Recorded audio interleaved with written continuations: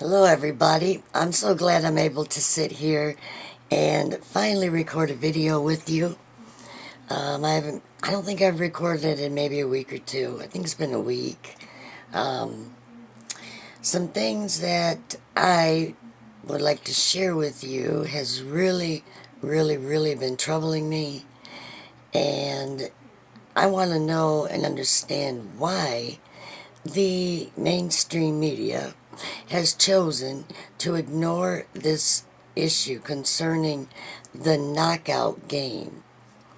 Now, for those of you that do not know what the knockout game is, this is a game that young black children, teenage boys, men, whatever, they walk up behind a person and they punch them and see if they can knock them out. Now, there have been people who have died with this game that they're playing.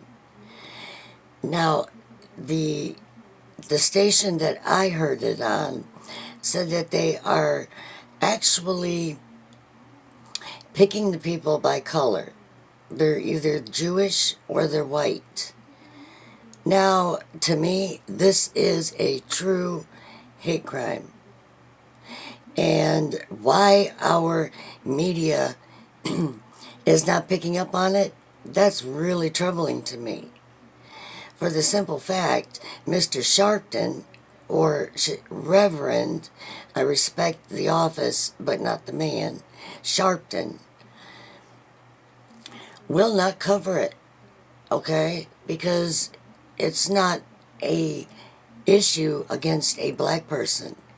But I'll tell you what, I am very ashamed, Mr. Sharpton, and MSN, and the other channels who refuse to cover this story. I myself, I am of mixed race, and I am ashamed, absolutely ashamed. Why is it that when a young black child or a black adult gets shot or killed, it's always racism, always has to do with race?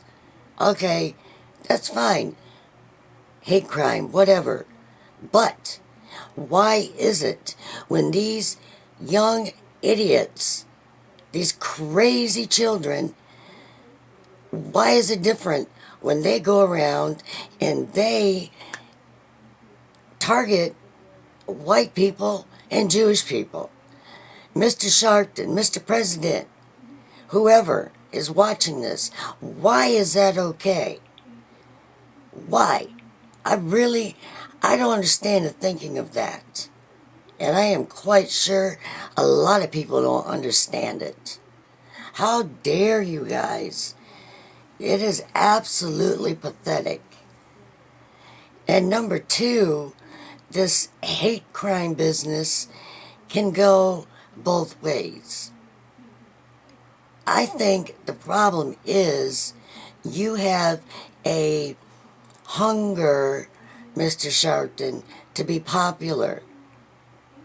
Well, let me ask you and tell you something, Mr. Sharpton.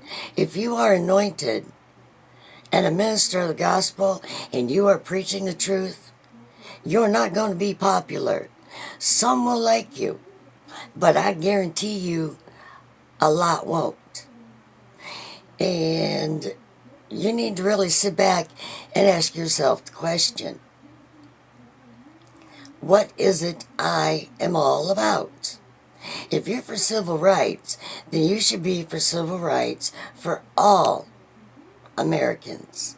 White, black, Hispanic, Indian, which is a true American, by the way. You went into the schools in Chicago because you were concerned about the gun violence and you wanted to get the children's opinion. Okay, cool. That's okay, Mr. Sharpton. But why didn't you go into the ghetto, the hood, whatever you want to call it?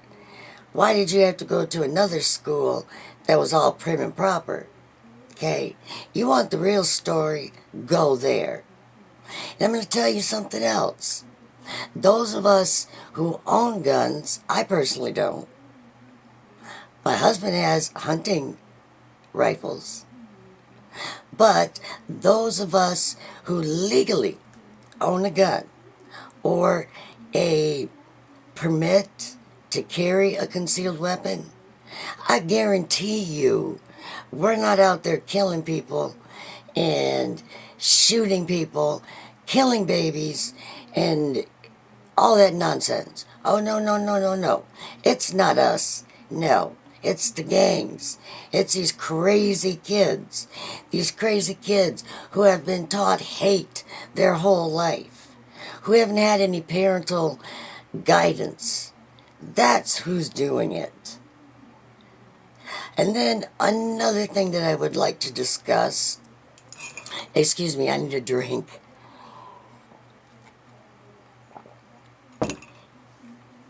Okay, another thing that I would like to discuss is why did our, or does our president have to write a letter to the Afghan government to be able to stay over there? I've really thought about this. I mean, I've racked my brain as to why they would want a letter from us and why our president would even consider doing it. There's something wrong with this picture. Maybe you guys can respond to me and you can tell me what you think is wrong with this picture. Number one, our soldiers, they risked their lives. They shed their blood. They died on their soil. Their blood is in our soldiers' blood is in the soil, the sand of Afghanistan. Why? To help them to fight for the oppressed, whatever. If anything, Mr. President, they should be begging us to stay there, not the other way around. It is really my own curiosity as to why they should be appeased. Because, like I said, it's kind of backwards. Something ain't right there, Mr. President. And another issue concerning me is the Gettysburg Address. Now, that is a pivotal moment in history. The black people were freed from slavery. And the President Lincoln, at the time, gave a speech. And it has been honored all of these years. Mr. President, why did you choose not to go to that speech? You were invited over a year ago. And almost every other president of the United States has gone. But instead, you decided you weren't needed there, but you did make an appearance that day on the New York, or the Washington Post, channel, where they were interviewing you. And you said, once again, that it's all the Republicans' fault. The problems with health care, all the problems of the world is the poor Republicans' fault. Those Republicans, man, they sure are awful, aren't they? When they have sent many bills, they have written many bills that either you vetoed or your sidekick wouldn't even consider looking at unless it was what you wanted. That has got to be the most terrible thing, Mr. President, that you can do. You not only are pitting the Republicans and the Democrats against each other, but you are making America look like a bunch of idiots across the world.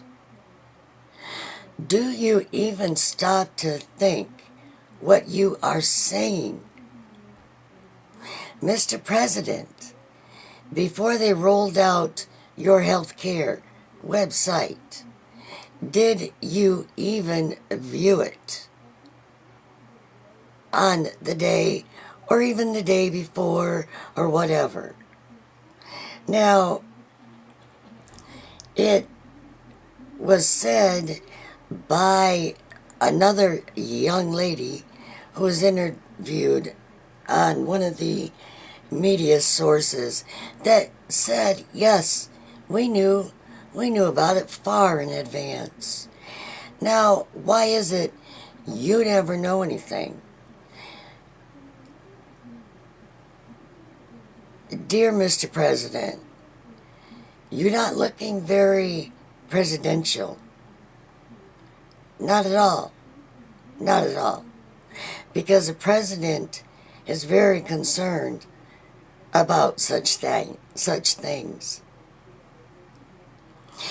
And it seems to me that the Benghazi scandal and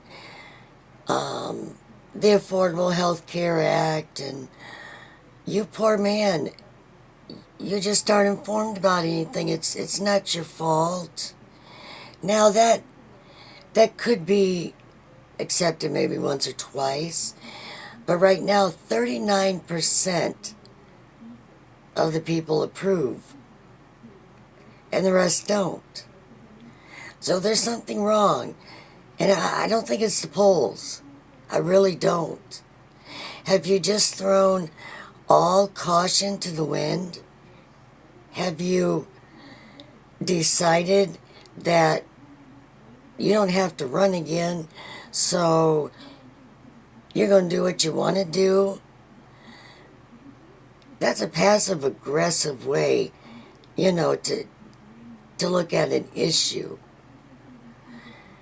I really don't understand. I'm not Democrat, obviously, nor am I Republican. But if I look at the two different parties, I would probably be a Republican. But no, I'm more of a libertarian, okay? I just don't get it. I just don't get it. Mr. President, you are a lawyer. You are very intelligent. I know that. And so to sit back and say, I didn't do it, I don't know about it, it wasn't me. Please stop it. Please stop it. Find a new talking point. And please get a new press secretary, okay? Because Mr. Carney, the only thing he's good at is running a carnival, okay? And his nose has gotten so big now, and it's so red, that he's actually won the prize of the honk honk, the big red nose that you honk. He's really, he runs a good carnival. But you really need to get somebody in there who knows something. Because evidently, this poor man doesn't know either.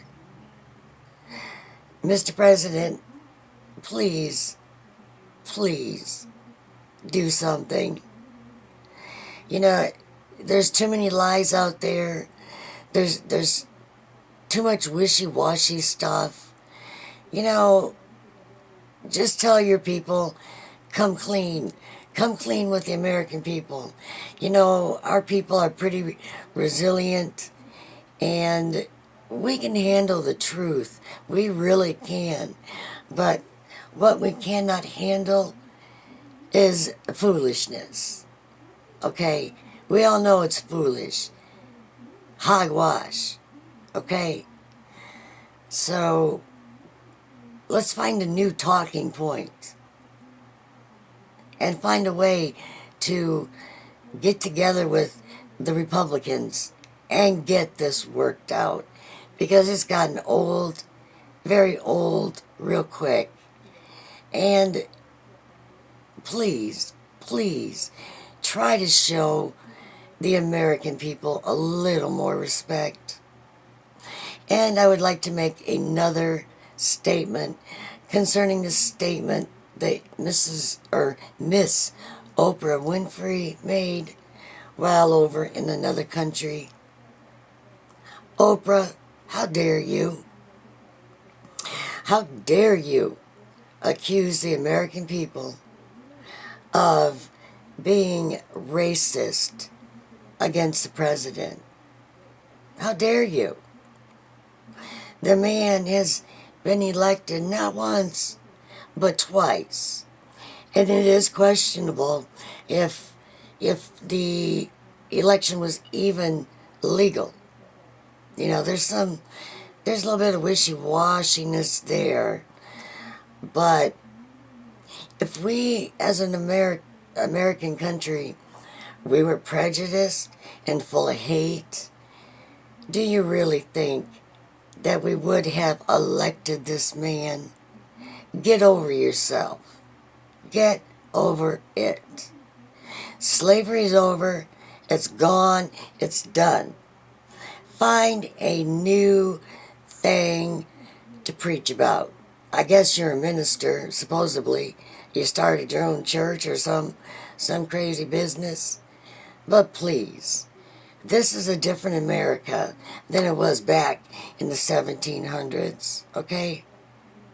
And then we have the issue of the news anchor on MSN who said that Sarah Palin needed the same punishment that were given out to some of the slaves who disbehaved, who had to open their mouths and let another human being defecate in their mouth and urinate.